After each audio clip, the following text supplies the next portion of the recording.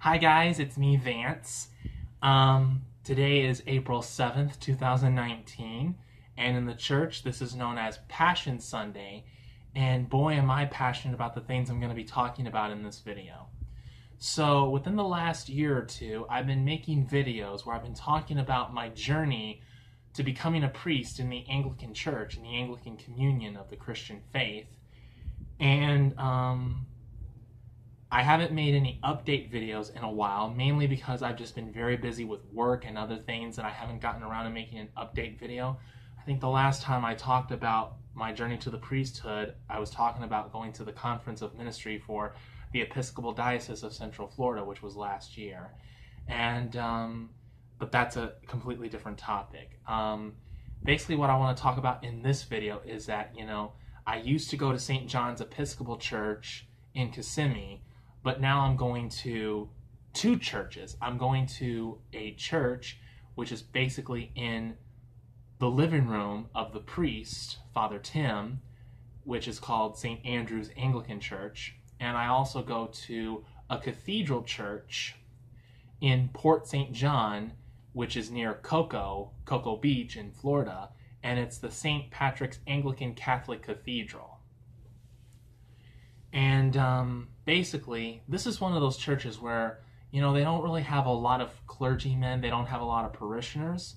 I mean, there's still a good number of people who go to church, but there's not a whole lot of people, as I would imagine that there would be, and especially in a cathedral. Basically, as far as the clergy goes, we have three clergymen. We have a bishop, and we have a priest, Father Tim, and we have a deacon. And within the last few weeks, we've been talking about our deacon, Deacon Chet, eventually becoming a priest in our church. Then we would have a bishop and two priests. And with this clergy, with the deacon, priest, and bishop, there's two lay ministers that serve with them, myself and a man named John.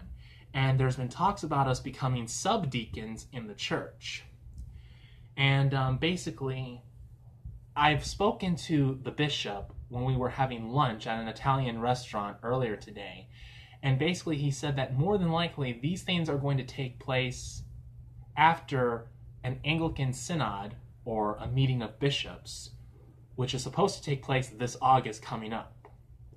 Which means for me right now, if I want to attend that synod, I have to speak to my schedule liaison at my job to see about trying to get some free time in August,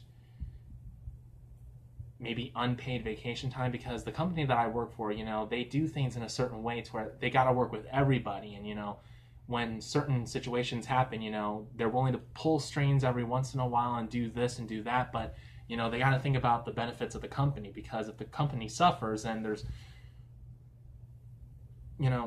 employees are not going to get their paychecks, so you got to think about all these other things. But basically, I want to at least let them know that there is a synod going on in August, and that I want to try and attend that, because this is essential to my journey to the priesthood in the Anglican Church.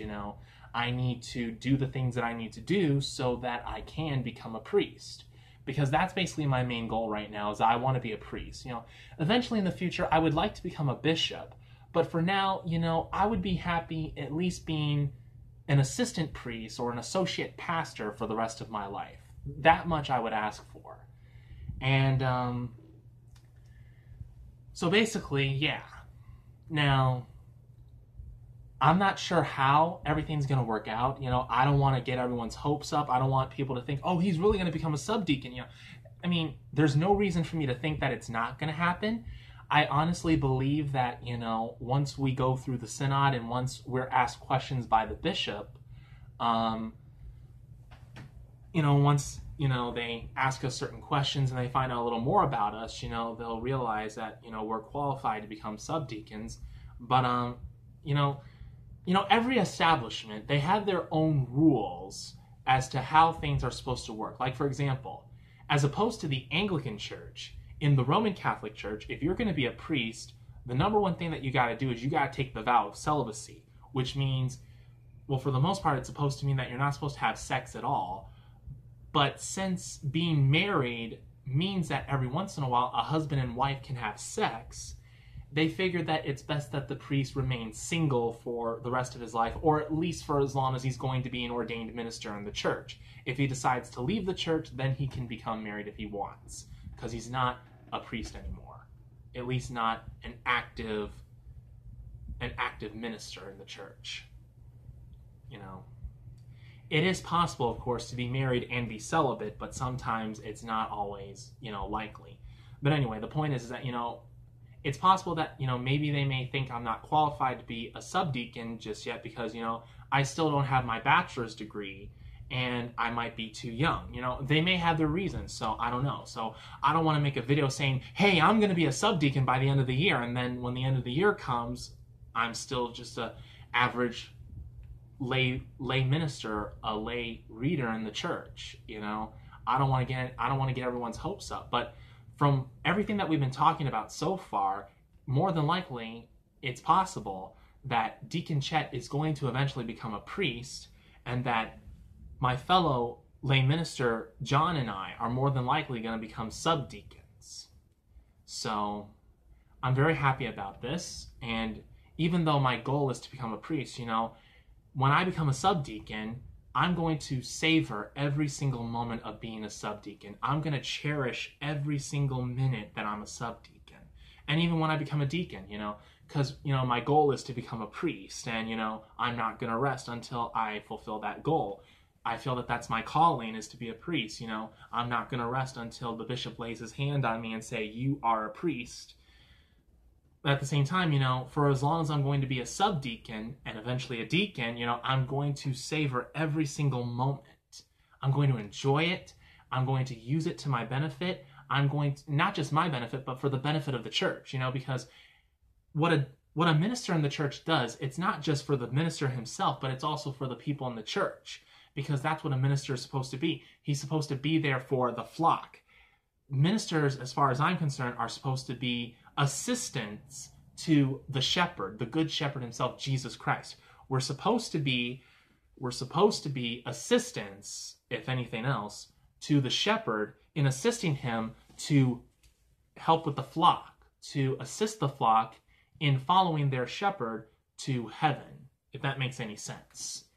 So that's what's going on. Chances are that towards the end of the year, I would say maybe in September or October, I should be a subdeacon in the church with my fellow lay minister, John. So I'll keep you updated. This is an essential part to me becoming a priest because, before you can become a priest, you have to be a deacon. And before you become a deacon, you have to be a lay minister in the church, which also includes being a subdeacon. Subdeacons are considered to be lay ministers, and that's usually the last order of lay ministry before you become a deacon. Thus, you cross over from lay ministry to holy orders. I think it's called laity, and if I'm right, then you go from laity to holy orders to be a clergyman. So that's what's going on, and I'm very happy about this. I'm very excited about this, and I just wanted to share this with you guys. So, like I said before, I'll keep you guys posted.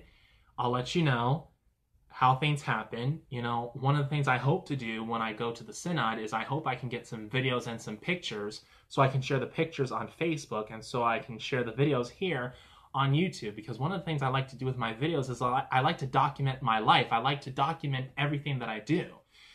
The only regrets that I had in life so far is that I wasn't interested in video recording when I was younger, because then I would have recorded my adventures in Michigan, and I would have loved to share my childhood with you guys, but it's all in the past. I'm interested in filming now, like I'm doing right now, and I'm filming my life right now, and so far you guys have been seeing my journey in my adulthood, in my life so far, and part of that is being in the Anglican Church and working my way to becoming a priest in the Anglican Church, and the rest is history. And of course, occasional times when I go to Disney World, Magic Kingdom, Epcot, Hollywood Studios, wherever I go. I'm yet to make videos of me going to Universal and SeaWorld and anywhere else, if they allow it. So there's that. So that's what's going on, and like I said, I'll keep you posted. Thank you for watching my video. Goodbye, and God bless. In the name of the Father, and of the Son, and of the Holy Ghost. Oh, by the way, did you happen to notice my new shirt? I got this for Christmas. It's pretty much a black dress shirt. I would button it up here, but I think it would choke me. I can try it now. Oh my gosh, I think that's hurting my Adam's apple. Okay, no, that's not a good idea. But I can at least wear it like this. And I think I look good this way, you know? I like this shirt. It was a Christmas present. Do I look like Johnny Cash? Am I going for a Johnny Cash look? Hello, I'm Johnny Cash. So there you go.